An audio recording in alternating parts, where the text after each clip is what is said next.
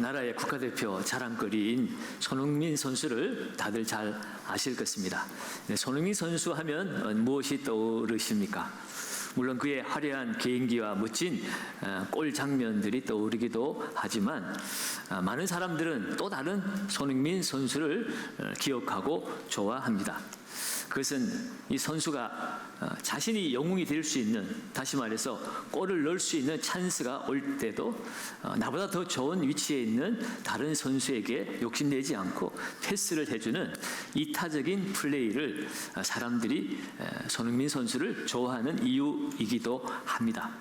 손흥민 선수는 지금은 LAFC인가요? 거기를 이적을 했습니다만 영국의 토트넘에 있을 때 주장을 했습니다. 그가 주장으로서 늘 하는 말이 이것입니다. 팀보다 위대한 선수는 없다.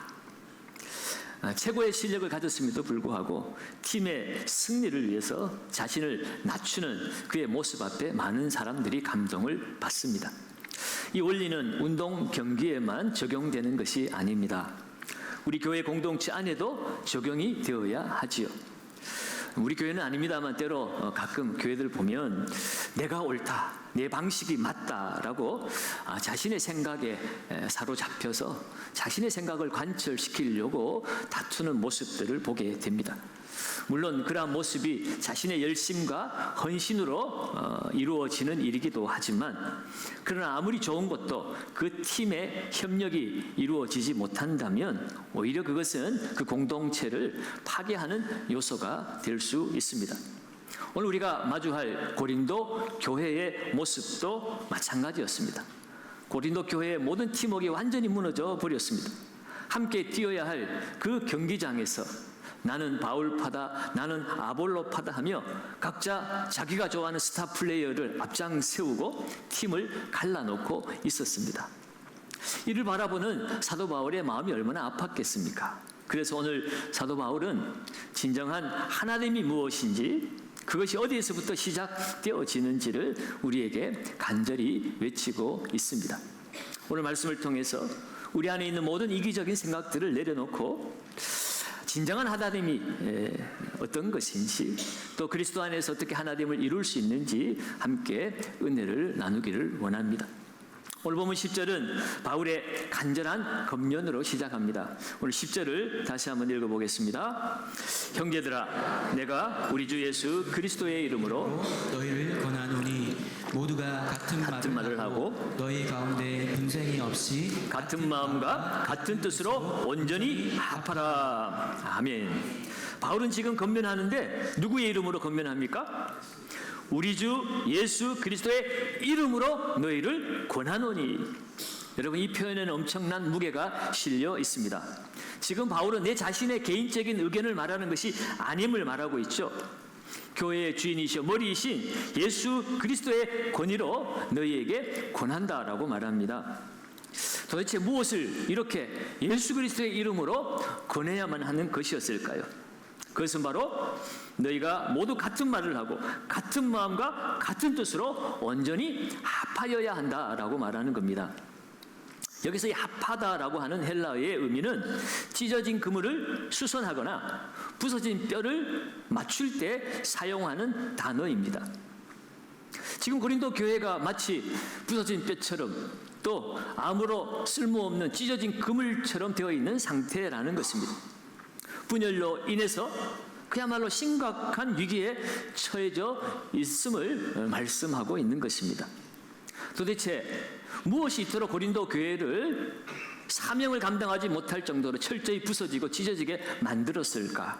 그 이유를 오늘 11절과 12절에서 말씀하고 있습니다. 우리 한 번 더 읽어봅니다. 내 형제들아, 근로의 지편으로 너희에 대한 말이 내게 들리니 곧 너희 가운데 분쟁이 있다는 것이라. 내가 이것을 말하거니와 너희가 각각 이르되 나는 바울에게, 나는 아볼로에게, 나는 게바에게, 나는 그리스도에게 속한 자라 한다는 것이니. 고린도 교회가 지금 당파로 나누어져 있는데 4개 파로 나누어져 버렸습니다. 하나는 바울파입니다. 바울은 고린도 교회를 개척하고 세운 그야말로 영적 아버지와 같은 사람입니다. 그러니 바울을 좋아하는 사람이 있을 수 있겠죠. 또 아볼로는 이 알렉산드리아 출신의 이 성경에 능통한 성경 교사입니다. 아주 언변이 뛰어납니다. 그의 설교에 매료가 된 그런 성도들도 아마 있었던 듯합니다. 거기에다가 게바파가 등장을 합니다. 게바는 여러분이 잘 아는 베드로의 또 다른 이름입니다. 예수님의 수제자이니 또 이 베드로의 이름 앞에 영적 권위가 실려 있는 거죠. 그런데 아볼로도 바울도 게바파도 아닌 사람들은 그들을 뭐라고 하면서 자기들은 그리스도파다라고 이렇게 또 팔을 나누었습니다. 자신들이 가장 경건한 척 그리스도의 이름을 내세우지만 이것도 또한 다르게 보면 그리스도의 이름마저도 자기들의 팔을 나누는 수단으로 사용하고 있는 아주 못된 모습이었습니다. 여러분, 바울, 아볼로, 게바, 그리스도 모두가 우리에게 유익하고 훌륭한 존재들입니다.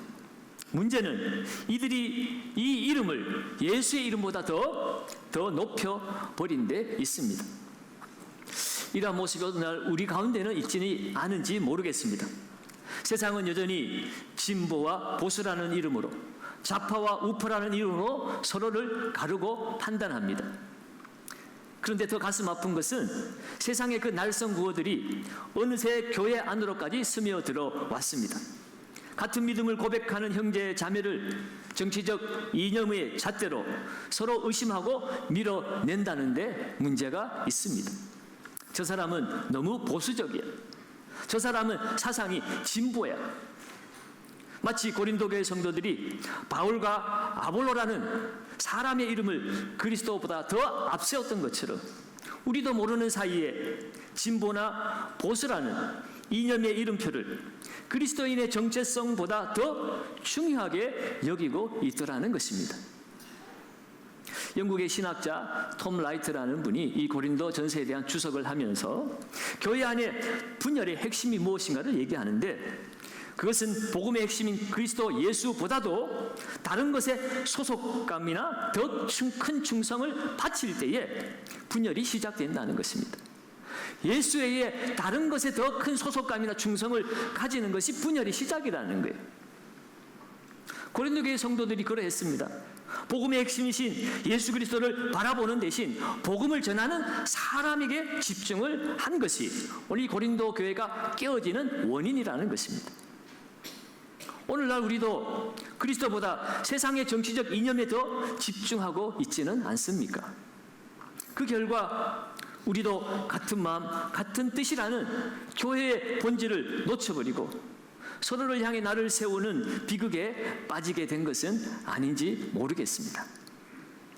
오늘 우리가 붙들어야 될 이름이 있다면 그것은 오직 하나, 예수 그리스도 뿐인 줄로 믿습니다. 그 예수 이름 아래 모일 때에 비로소 찢어진 그물을 깁을 수 있고 부러진 뼈를 맞출 수 있는 세상을 고치고 살리는 생명의 그릇이 되어지는 것이에요. 교회의 존재 이유는 어떤 정치적인 목표를 달성하는 것이 아니라 세상에 잃어버린 영혼을 구원하라고 우리 주님이 교회를 세우셨습니다. 오늘 이 고린도 교회를 향한 사도 바울의 간절한 외침은 더욱 강력해지고 있습니다. 13절을 한번 다시 읽어봅니다. 13절입니다. 그리스도께서 어찌 나뉘었느냐? 바울이 너희를 위하여 십자가에 못 박혔으며 바울의 이름으로 너희가 세례를 받았느냐? 아멘. 바울은 지금 세 가지 강력한 질문을 던지고 있습니다. 이 질문들은 듣는 사람들에게 본질이 무엇이냐라고 되묻는 호소입니다. 그리스도께서 어찌 나뉘었느냐? 말도 안 되는 이야기입니다. 그리스도는 한 분이십니다. 그리스도의 몸된 교회도 하나입니다. 그런데 어떻게 그 하나인 교회에 바울파가 어디 있으며 아볼로파가 어디에 있겠느냐는 것입니다. 그러한 행동은 그리스도의 몸을 갈기갈기 찢어내고 조각짓는 끔찍한 일이라는 사실을 이야기하고 있습니다. 뿐만 아니라 바울이 너희를 위하여 십자가에 못 박혔느냐? 우리 죄를 대속하시고 우리에게 영원한 생명을 주시기 위해 십자가에서 고통을 당하신 분, 그분은 오직 예수 그리스도 한 분뿐입니다. 그런데 감히 어떻게 인간의 이름이나 세상의 이념을 내세우며 파당을 만들 수 있겠느냐라고 말합니다. 여러분, 우리는 누군가의 팬클럽 회원이 되기 위해서 부름을 받지 않았습니다. 특정 정치 진영의 일원으로 부름을 받지도 않았습니다. 오직 십자가에 못 박히신 예수 그리스도의 피로 값주고 사신 하나님의 자녀로 부름을 받았습니다. 또한 바울의 이름으로 너희가 세례를 받았느냐라고 말합니다. 세례의 의미가 무엇이겠습니까? 나의 옛사람 예수 그리스도와 함께 죽고 예수 그리스도의 다시 사신과 함께 나도 그리스도와 연합되어서 다시 새로운 생명으로 거듭난 것에 대한 의미가 이 세례의 의미입니다. 나는 새로운 사람이 되었습니다를 공개적으로 공포하는 것이 세례의 의미입니다. 그런데 우리가 목사의 이름으로 세례를 받았습니까? 아니면 합동교단의 이름으로 세례를 받았습니까? 우리가 세례받은 것은 성부, 성자, 성령의 이름, 곧 예수 그리스도의 이름으로 우리가 세례를 받았습니다. 그래서 사도 바울은 오늘 15절에서 나는 아무도 내 이름으로 세례를 받았다 말하지 못하게 하려 합니다. 오히려 그것을 감사하게 생각한다고 얘기합니다.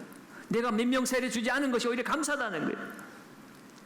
여러분, 오늘 우리는 모두 그리스도의 이름으로 부름을 받은 한 가족입니다. 오늘 우리가 누구에게 속했느냐, 누구에게 세례를 받았느냐, 그것이 중요한 것이 아닙니다. 오늘 우리가 예수 그리스도의 그 이름의 고백 위에 설 때에 우리는 세상을 향한, 사람을 향한 헛된 기대를 버리고 오직 참된 연합을 그리스도 안에서 이룰 수가 있습니다. 그렇다면 어떻게 우리가 합할 수 있을까? 이 문제를, 이 분쟁을 어떻게 근본적으로 해결할 수 있을까? 그 해결책을 오늘 17절을 통해서 우리가 볼 수가 있습니다. 같이 한번 17절을 한 목소리로 읽습니다. 그리스도께서 나를 보내심은 세례를 베풀게 하려 하심이 아니요 오직 복음을 전하게 하려 하심이로되 말의 지혜로 하지 아니함은 그리스도의 십자가가 헛되지 않게 하려 함이라. 아멘. 오늘 사도 바울은 그리스도께서 나를 보내신 것, 다시 말해서 나의 사명이 무엇인가 이야기합니다. 내가 그리스도께 받은 사명은 세례 베풀기 위해서 보냄을 받은 것이 아니다. 오직 무엇을 전하게 하려고요? 복음을 전하게 하려 하심이다라는 거예요. 복음은 헬라어로 유앙겔리온입니다. 기쁜 소식이라는 의미예요. 여러분, 무엇이 기쁜 소식입니까? 예수 그리스도의 십자가와 부활입니다. 죄로 인해 죽을 수밖에 없었던 우리들을 위해서 십자가에 하나님의 아들이 죽으심으로 말미암아 우리는 죄에 대하여서 죽고 예수가 다시 살아남으로 말미암아 그 예수를 믿는 믿음 안에 우리도 예수와 함께 다시 살아나게 된 것, 그것이 바로 복음입니다. 기쁜 소식입니다. 바울은 그것을 전하기 위해서 보냄을 받았다는 거예요.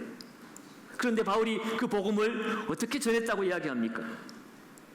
말의 지혜로 하지 아니하였다라고 말하죠. 여기서 이 말의 지혜는 당시의 헬라의 문화에 이 고린도 교회 성도들이 열광했던 어떤 화려한 훈변이나 철학적 지혜를 말하는 것입니다. 사람들은 그 현란한 말솜씨에, 논리적인 설득력에 감탄을 했습니다. 그래서 그 사람의 지혜를 따르고 파벌을 만들었습니다. 여러분, 어쩌면 교회 안에 아볼로가 인기가 있었던 이유는 그의 해박한 지식과 논리적인 언변 때문에 많은 사람들이 그를 추종했던 것 같습니다. 아볼로 자체가 나쁜 것은 아닙니다만 사람들이 그렇게 그 세상적인 말솜씨에 사람들이 넘어가는 사람들이 많았다는 거예요. 그래서 오늘 사도 바울은 의도적으로 그 길을 피했을 것입니다. 오늘 그의 말에 의하면 그리스도의 십자가가 헛되지 않게 하려 함이라. 내 말솜씨 때문에 그리스도의 십자가가 가려지지 않겠느냐 하는 겁니다. 우리가 사람의 말의 설득력이나 논리력이나 그 현란한 말솜씨에 내가 변화를 받을 수 있다고 말한다면 그리스도의 십자가와 부활의 복음이 무엇이 필요하겠습니까? 구원의 능력이 설교자로부터 나오는 것입니까? 십자가가 한낱 그 설교자의 배경으로 전락해 버려서는 안 되는 것입니다. 구원은 인간의 지혜나 노력으로 얻어지는 것이 아닙니다. 오직 하나님의 능력인 십자가, 그 십자가를 믿는 믿음으로 그 능력이 얻어지는 것이고 우리의 삶에 변화가 이루어지는 것입니다. 그래서 사도 바울은 고린도서 2장 2절에서 고백하기를 내가 너희 중에서 예수 그리스도와 그가 십자가에 못 박히신 것 외에는 아무것도 알지 아니하기로 작정하였습니다. 사도 바울은 우리가 잘 아는 것처럼 당시 헬라 문화를 섭렵했던 사람입니다. 로마의 시민권도 가진 사람입니다. 유대말, 헬라말 모두가 능통한 사람이었고 당시의 최고의 학자에게 수학을 받았던 지혜로운 사람이었습니다. 그런데 그 모든 것을 다 배설물로 여기고 이제는 오직 그리스도만 알기로 작정하였다라고 말하고 있습니다. 주님의 그 십자가에 못 박히신 것 외에는 내가 알지 아니하기로 작정하였다. 사랑하는 여러분, 십자가의 도가 우리를 구원했습니다. 그리고 우리를 구원했을 뿐만 아니라 그 십자가가 우리의 모든 관계를 회복시키고 교회를 하나 되게 하는 유일한 능력이 되어진 줄 믿습니다. 우리가 왜 나누고 왜 다툽니까? 결국 내 지혜가 앞서고 내 경험이 앞서고 내 주장이 옳다고 생각하기 때문입니다. 그러나 그 모든 내 지혜와 경험과 주장을 십자가 앞에 내려놓아야 합니다. 세상 사람들이 보기에 십자가는 어리석어 보이고 미련해 보이고 무력해 보이는 것이지만 그러나 성도는 십자가 앞에 설 때에 우리의 지혜가 얼마나 보잘것없는 것인가를 깨닫게 되어집니다. 영국의 어느 교회에서 실제로 있었던 사건입니다. 오래된 교회 지붕에 물이 새기 시작했습니다. 수리비가 엄청났습니다. 가난한 교회가 감당하기에는 벅찬 금액이었습니다. 그래서 성도들은 이 지붕을 어떻게 수리할까 몇 달 동안 격렬하게 논쟁을 벌였습니다. 전통적인 방식으로 수리하자는 측이 있었고 현대적인 공법을 도입하자는 측이 있었습니다. 서로의 의견을 굽히지 않았습니다. 회의는 번번이 고성과 다툼으로 끝이 났습니다. 성도들의 마음에는 깊은 상처와 분열의 골이 패이기 시작했습니다. 그런데 어느 주일날 설교를 맡은 나이 드신 목사님께서 강단에 올라가서 설교단 하지 아니하고 낡은 십자가를 품에 안고 조용히 눈물을 흘리기 시작했습니다. 그리고 한참을 흐느끼다가 낮은 목소리로 이렇게 말씀하시기 시작했습니다. 사랑하는 여러분, 우리는 지금 지붕을 고치기 전에 먼저 갈라진 우리의 마음을 고쳐야 합니다. 저 십자가가 없었다면 우리는 영원히 비가 새는 지붕 아래서 죽어갈 수밖에 없는 존재들이었습니다. 저 십자가가 우리를 구원했는데 우리는 저 지붕 때문에 서로를 미워하고 갈라서는 것이 얼마나 안타까운 일입니까?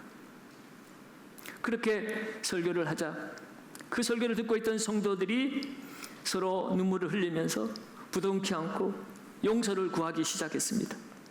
그리고 그 주에 곧바로 지붕 수리를 위한 자발적인 헌금이 차고 넘쳤다고 합니다. 여러분, 오늘 우리에게 필요한 것은 어떤 더 나은 새로운 방법이나 더 지혜로운 말이 아닙니다. 우리에게 필요한 것은 십자가 앞으로 돌아가는 것입니다. 나를 위해 찢기시고 나를 위해서 피 흘리신 그 십자가 앞에 그 주님 앞에 엎드려야 합니다. 나를 위해서 피 흘리신 그 하나님의 아들의 그 압도적인 사랑 앞에 설 때에 우리의 교만도 무너지고 우리의 이기심도 눈 녹듯이 사라집니다. 논쟁에서 이긴다고 승복하고 엎드릴 사람은 세상에 없습니다.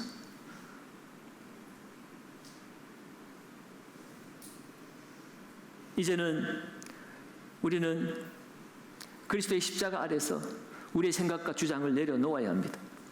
적어도 교회에서만큼은 나는 진보에게 속했고 나는 보수에게 속했다는 세상의 이름표를 떼어버려야 합니다. 오직 나는 그리스도에게 속한 자라고 하는 영광스러운 이름만을 우리는 가슴에 새기며 살아야 합니다.